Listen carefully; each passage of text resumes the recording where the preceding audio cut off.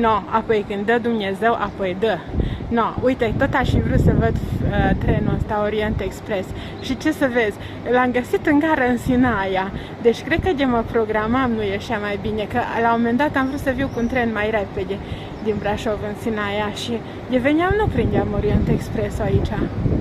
No, ce fain! Dacă vreți să vedeți mai multe cele lucruri faine din Sinaia, vă aștept pe canalul meu de YouTube pe drumuri brașovene. Și abonați-vă, da, nu numai te scrollați pe acolo. Mulțumesc!